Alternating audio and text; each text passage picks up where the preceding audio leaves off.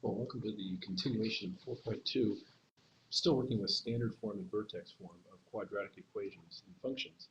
And I have a list here of maybe like a little bit of a recipe or laundry list of things that you would need to find to go ahead and effectively know everything about a graph that's in quadratic form, standard form, or vertex form. So if you could go ahead and pause right now and copy these 5 down, that would be fantastic on your Cornell notes. And also, while you're in your Cornell notes, obviously put the title of continuation of 4.2, and then please make sure you label your objectives, because those objectives will let you know if you know what to do.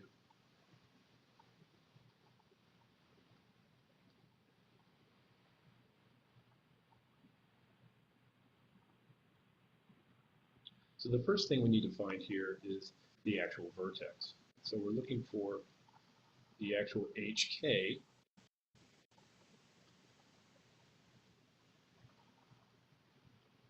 Since this is in standard form right here, what we're going to have to do is find another way to find HK because it's not in the HK or the vertex form. So from the last section, if you recall, we had to just go ahead and find the opposite of B over 2A and then plug that in to the function to see what it spits out for Y.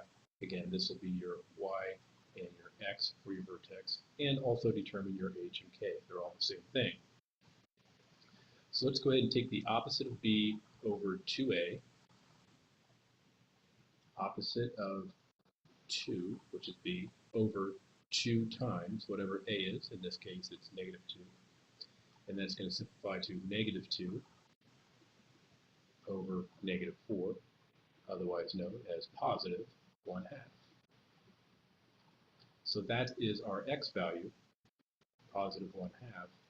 Then we're going to have to plug that into our function to find out what Y is equal to. So we're going to have Y equals negative 2 times whatever 1, or in this case 1/2, squared plus 2 times 1/2 minus 5. Then all you have to do is simplify this. This is kind of like a plug and chug problem. 1/2 times 1/2, or in other words, what's half of a half is 1/4. Negative 2 times 1/4 plus 1/2 times 2, in other words, 1/2 of 2, 1, still minus 5. Simplify even further. You can go ahead and multiply this through. Remember, that's negative 2 over 1 times 1/4, or in other words, negative 2 fourths plus 1 minus 5. Still keep simplifying. And we're going to have negative 1/2. Combine these two, positive 1 and negative 5 for negative 4. And Y is going to equal negative 4.5.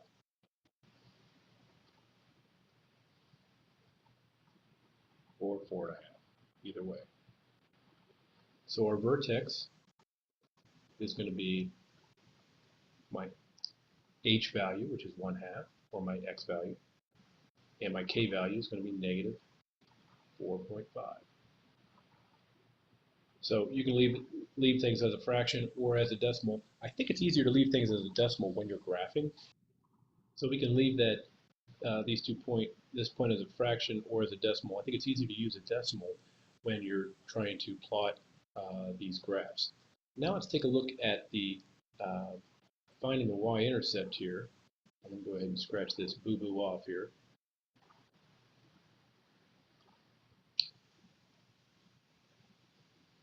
And let's go ahead and solve for the y-intercept. So I'm going to plug in 0 for x.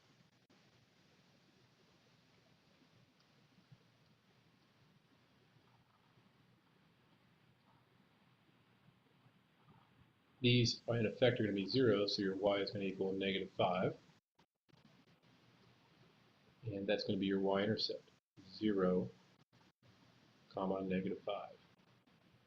So we can go ahead and plot that point. We've already plotted the vertex, so let's go ahead and plot the y-intercept at 0, -5.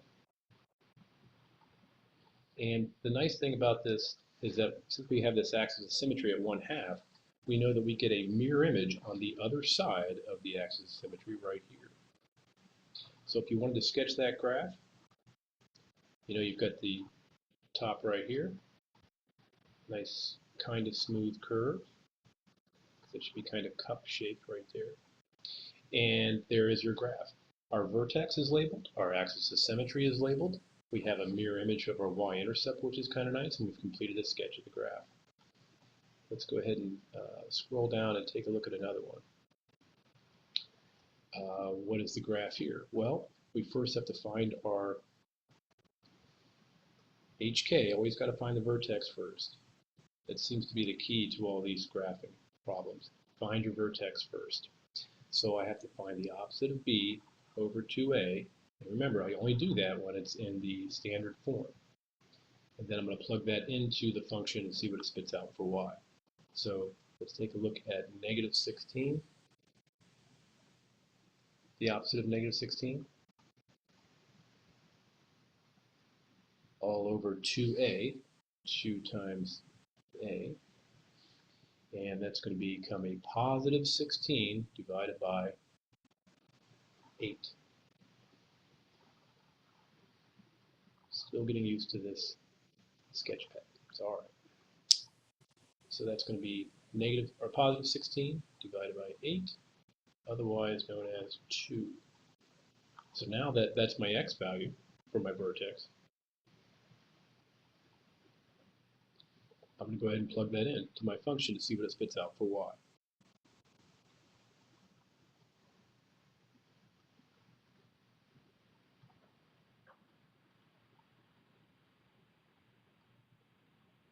Simplify. 4 squared is 4, or 2 squared is 4, times 4 is 16, minus 32, plus 10.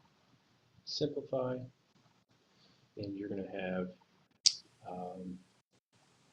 a -6 here. So our vertex is going to be at 2, -6. Let's go ahead and plot that point. 2, -6. Let's go ahead and plot our axis of symmetry, which we know now is 2.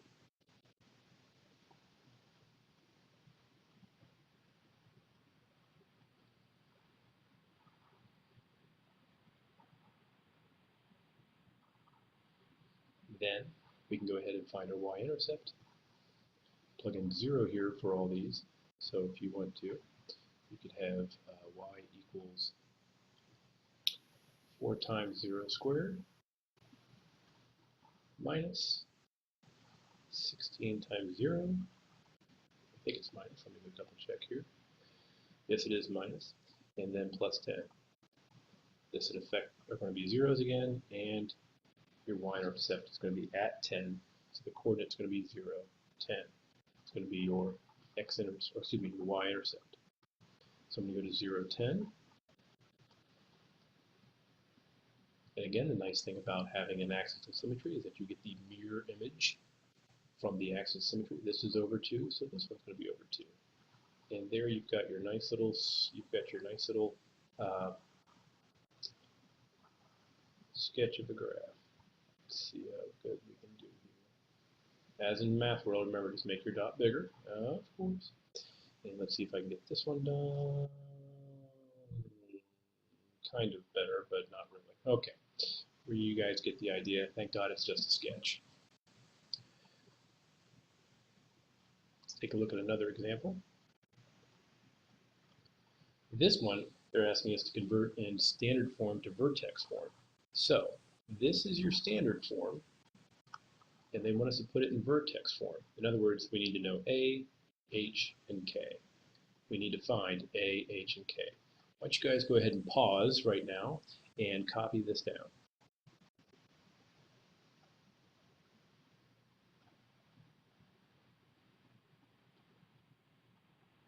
Now that we've got our standard form right here, we can take a look at finding our H value. Remember, this is also H right here. So if we take the opposite of b over 2a, opposite of b over 2a, that's going to be equal to negative 10 fourths. Then we need to go ahead and plug this back into our function here and have it spit out for y. Let's go ahead and reduce this to negative 5 halves. Or if you want, you could also put in negative 2.5. So let's go ahead and use decimal value right now.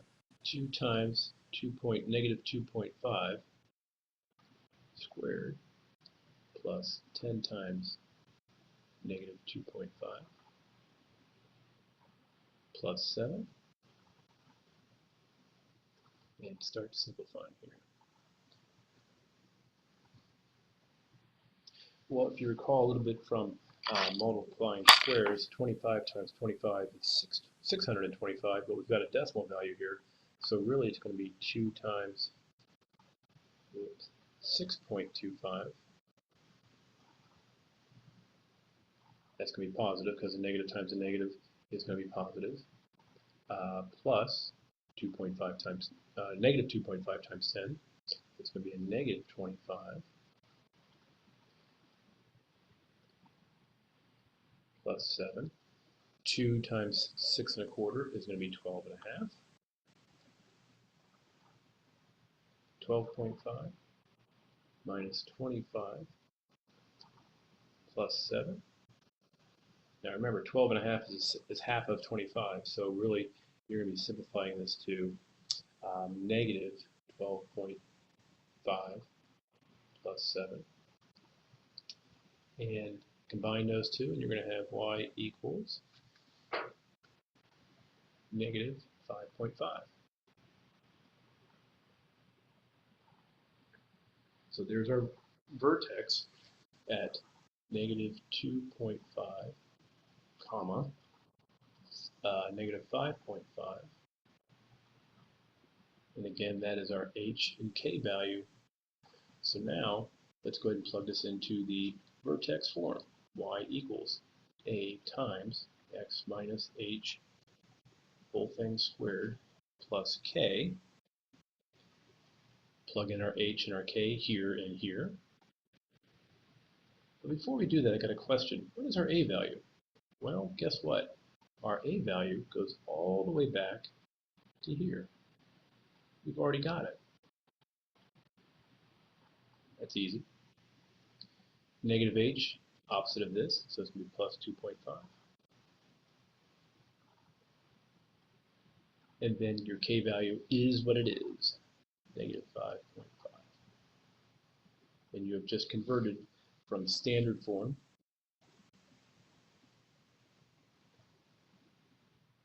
to vertex form. Okay, so if we take a look at this next problem we have right here, I have gone ahead and done a little bit of pre-work right here. Again, we're going from standard form to vertex form. So if we're in standard form, we use negative b over 2a to find x. And we plug that in here and found out that x is going to equal 2. In other words, h is going to equal 2. Then what we're going to do is take that 2 and plug it into the function. Be careful here, folks. This says 2 squared, then take the opposite.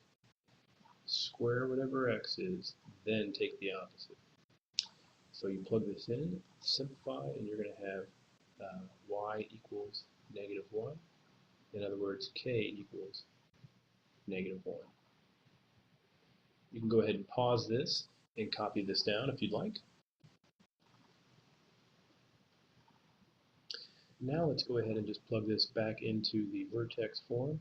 Y equals a, which we know is negative 1 in this case. X minus my h value squared, and then k is what it is.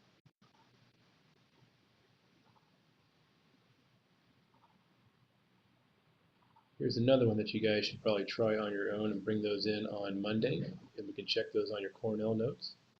And the last thing is we'll do this word problem sometime tomorrow in class.